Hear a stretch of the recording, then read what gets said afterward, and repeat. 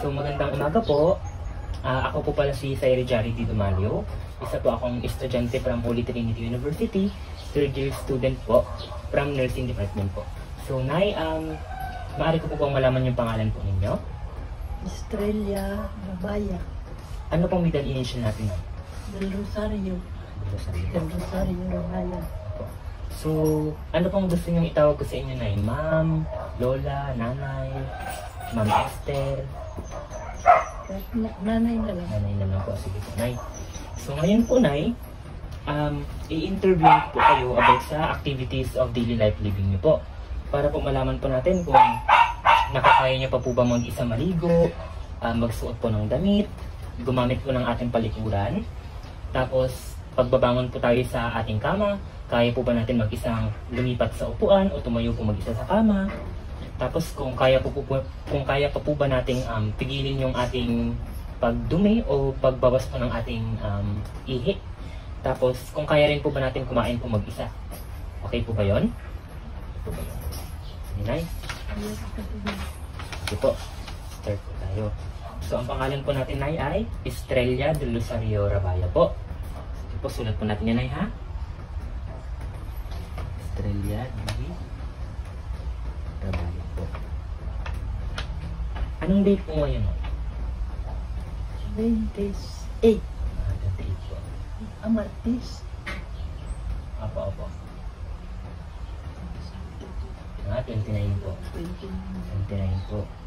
Anong month po ngayon, Nay? August. Ayan. Okay. So, Nay, magdako po muna tayo sa ating pagligo po, no? So, sa pagligo po, Nay, nakakaya po ba natin maligo ng kapatid na nakatulong po na natin sa ito? Kaya niyo po ang hilugin po ng likod ninyo ng kayo lang po. Kaya niyo po. So, pagsuot naman po natin ngayon ng damit, kaya po ba natin bukarin at suotin yung damit natin ng mag-isa lang po tayo kung wala po tulong ng mga kasama natin sa bahay? Kaya niyo po naman po. Hindi po kayo humingi ng tulong kaya Tita Olive sa mga kasama natin sa bahay? Hindi po. Sa paggamit naman po natin ng paliguran natin ngayon, kaya po ba natin umupo sa may inidoro tapos tumayo at ayusin po yung damit po natin? Kaya pa naman po. Kayo lang po mag-isa. At ang paghugas naman po ng ating salampet po, kapag nagdudumi po tayo, kayo rin po ba yung naghuhugas? Kaya pa. Ay, kaya niyo pa rin po. Sige po, Nay. Ito naman po.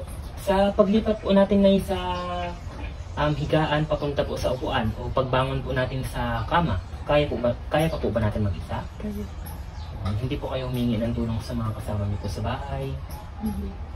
Pag namamaga lang pa ako dyan. Pero gumagamit pa po kayo ng tungkod kapag babangon po kayo ng kama po ninyo para po makabangon? Hindi naman po. Ito naman po tayo na sa pag control po ng ating dumino o kaya po ihi. Sa pag-control naman po ng ating dumi at ihi, Nay, nakakaya po ba natin itong kontrolin hanggang makapunta po tayo sa ating palikuran? Kaya pa. Ay, kaya po. Pero may mga insidente na po ba tayo na minsan kapag umiihi po tayo o dumadumi, hindi na po natin napipigilan at napapaano na lang po tayo sa ating mga damit po o doon na lang po tayo nakakapagbawas sa ating damit, hindi naman po.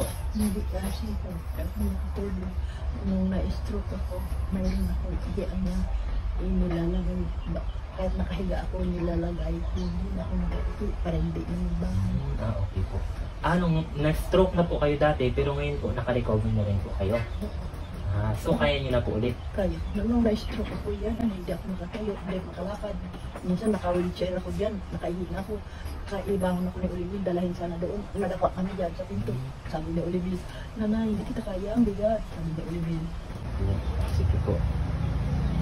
Sa pagkain naman po natin, Nay, nakakaya pa po ba natin maggamit po ng kutsara at tinidor? Kaya. Kaya naman po. Yan. Sa paggamit naman po natin ay ng telepono po, kaya pa po ba natin gamitin po yung cellphone tapos basahin po natin yung mga numero? Hirap. Ay, hirap po kayo magbasa po. Hirap po magbasa. Maano na yung takot. Malabo na po. Pero magtawag po sa mga kasama po ninyo dito sa bahay, kaya niyo pa po bang tumawag? Kaya. Ay, kaya niyo pa pong tumawag. Pati po mag-receive or sumagot po ng tawag, kaya pa po natin. Kaya. Okay po. Okay. Kanina yan, nagtawag sa akin si Ububil dyan sa CCTV. Opo. Nagtawag siya doon, narinig ko, naglapit ko kumakit. Hindi ko lang maintindihan yung sinasabi niya. Sabi niya, kunin mo yung cellphone mo. So, inano ko yung cellphone niya, nagtawag siya sa cellphone. Opo. Sinabi niya, dadating ka daw. Opo. Thank you po. Sa pagbiyahe naman po natin, Nay, nakakaya pa po ba nating mag-drive ng sasakyan? O commute po ng mag-isa? O kailangan nyo po may kasama na po kayo? Kaya pa rin mag-isa. Ay, kaya nyo pa rin po mag-isa magsakay Kaya po? lang, hindi ako payagan. Lagi ako may kasama. So kapag maglabas po kayo ng bahay, may kasama na po kayo palagi? Malabas ako ng bahay, papuntang shop. Pero may kasama ako, sila uli. Sige po. Hindi ako payagan walang kasama. Opo. Sa pag-shopping naman po natin, Nay, nakakaya pa po ba nating pumili ng mga pagkain at ng mga damit? Hindi na ako mag-shopping. Ay, hindi niyo na po kaya pong mamalengke. Hindi na. So, ang namamalengke na lang po dito sa bahay po ninyo, yung mga kasama niyo na lang po. Sige lang. Sige po. So, hindi niyo na po kaya, no? Mamalengke o lumabas po ng bahay. Sa paghanda naman po natin ng mga pagkain po natin sa araw-araw, Nay, nakakaya niyo pa po bang magluto? Kaya pa. Kaya niya pa po Hindi magluto. ko nagluto sa gasol. Opo. Opo, kapag magluluto po kayo, wala na po kayong, hindi na po kayo tinutulungan, kaya niyo na po mag-isa? Kaya. Ay, kaya niyo pa naman ito. Lapit lang naman yung kanan. Diyan, nag-uupo ko dyan. Opo, no? Sa ano naman po, Nay, dito po sa may pagtrabaho po dito sa loob ng ating tahanan, Nay, nakakaya pa po ba nating mag-map po, magwalis? Hindi ko na yung ginagawa. Hindi na Si po. ano yung ginagawa, si Saina. Sila na po. So, hindi na po kayo nagtatrabaho po dito sa loob ng bahay, no? Hindi. Opo, kasi hindi niyo na po kaya.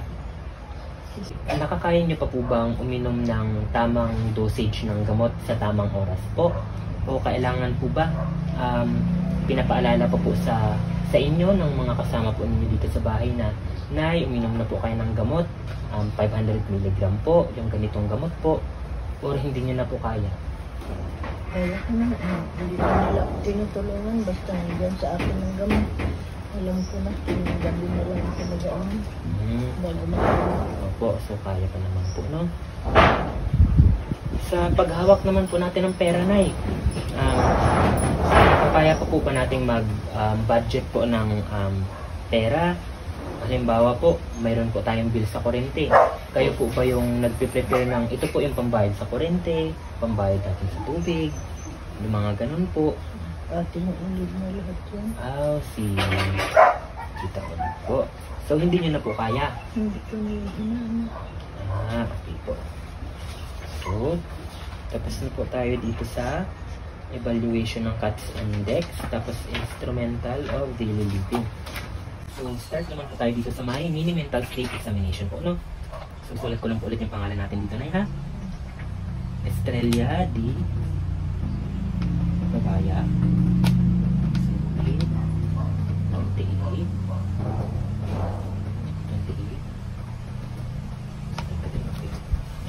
Nay, natatandaan niyo po ba kung anong taon po ngayon? 2020. Po. Ayan, po. Ano pong season natin ngayon, Nay? Tag-ulit po ba? Tag-ulan? Tag-lagas? Tag-ulan na po. Tag-ulan na po. Ano pong petsa ngayon, Nay? 28. Martis.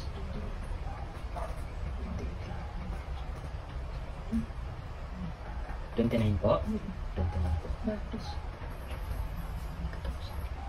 Anong araw po ngayon, Nay? Martes po. Martis. Lunes. Anong buwan po ngayon, Nay? August. August po. Sure po tayo na sa date at saka sa buwan po, no? Bali, ang araw po natin ngayon is 29 po. Tapos Martes po. Nasaan po tayo ngayon, Nay? Ano pong address po ng bahay ninyo?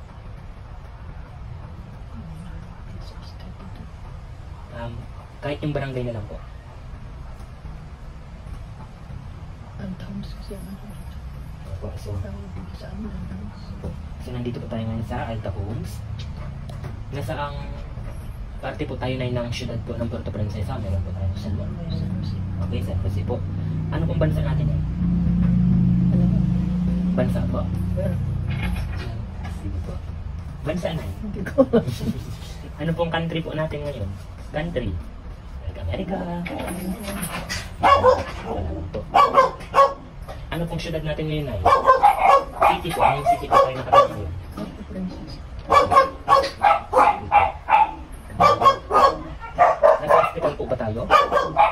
Nasa hospital po ba tayo ngayon o nasa bahay lang po? Nasa bahay po tayo ngayon. Ayan.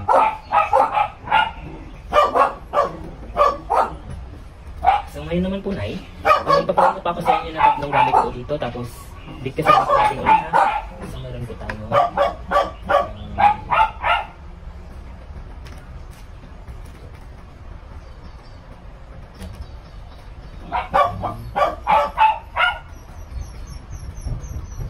So Nay, ang tawag po natin dito is pulse oximeter po. Sige nga po, pakibigkas na po yun. Pulse oximeter po. Pulse oximeter. Po. Ito naman po ay breathing gloves. Marking gloves. Ito naman po ay temperature. Temperature. Po. Ito po. Yan. So ngayon naman po, magsusulat pa ako ng, magbibigay pa ako ng salita, tapos ipapa-spelling ko po ito sa inyo ng pabaliktad po. So halimbawa po, ang babasahin ko po ay world. So ang world po is ganito. So ipapabigkas ko po siya sa inyo ng pabaliktad. Okay lang po ba yun? Ha? Sige nga po, Nay. Pakibigkas po ang salitang buhay. Buhay. Opo. Ano pong spelling po ng buhay? U.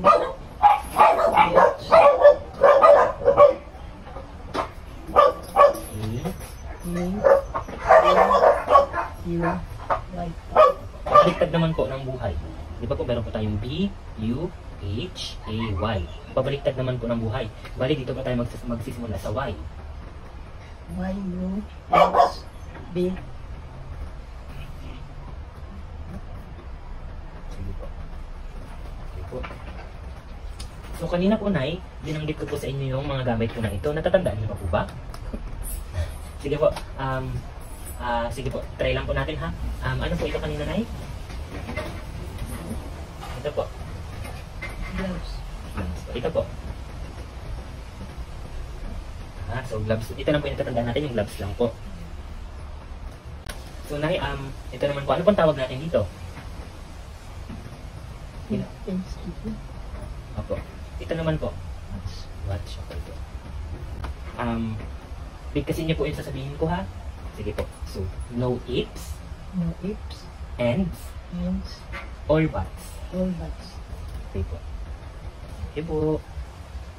So, ito naman po, Nay. So, bibigyan ko po kayo ng papel.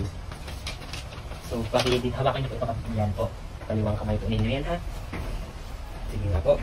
So, Nay, sige po, yung kaliwang kamay niyo lang po ipanghawak niyo. So, Nay, yung papel po, ilipat po natin sa kanang kamay po natin.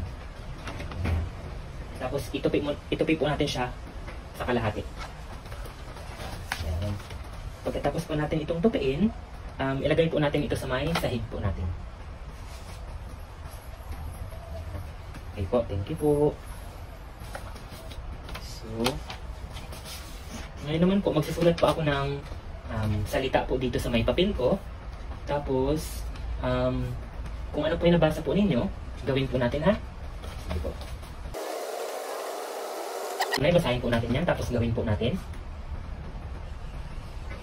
Ipitik. Ang mata. Opo, gawin po natin po yan ay. Ayan, so thank you po. Okay na po. Yan. So kaya niyo pa po bang magsulat na eh? Hindi mo ka ano. Hindi na po. Pero sige po, subukan lang po natin ha. Yan. So papasulatin ko lang po kayo na ng papasulatin ko lang po kayo ng sentence. Halimbawa po, si Tita Olive ay nagluluto. Kung ganito po, si Olivelle ay naglilinis. po. Magsulat na po kayo ng sentence na meron po tayong noun at saka verb. So yung noun po, yun po yung tao, bagay, o hayop. Tapos yung verb naman po, yun po yung action na ginagawa nila. So for example, ang aso ay tumatahol. Ganun po na yan. Tingnan na po, magsulat po tayo kahit ano pong sentence po na kaya po ninyo. Anong susulat ko? Kahit ano lang po gusto nyo. Like for example, si Olive ay nagluluto, yung mga ganun po. Ano ba susulat? Kahit ano lang po na yun, nakain nyo lang po. Anong gagawin ko? Opo, si Olive. Kain? Susulat?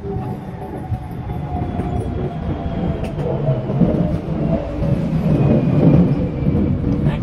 Tayo po para yung sulat, no? Kasi po. Sige na.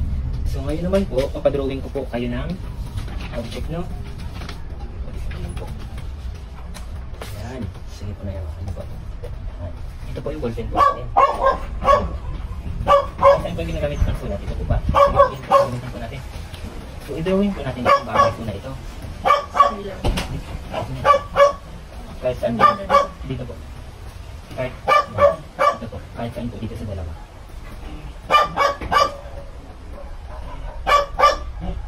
Sige po, ito naman tayo.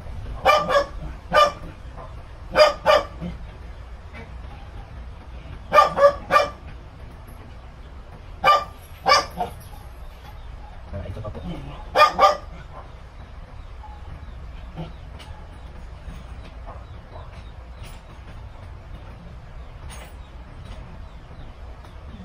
Yan, okay po. Yan, ito po. Ano po yan? Again po, Nay, ako po pala ulit si Siren Charity Tumaliw and maraming salamat po sa pakikipag-participate po sa ating activity po ngayon. So next week po, sa Merkules, babalik po ako ulit dito para po sa continuation po ng ating activity po na yan. Again po, maraming salamat po.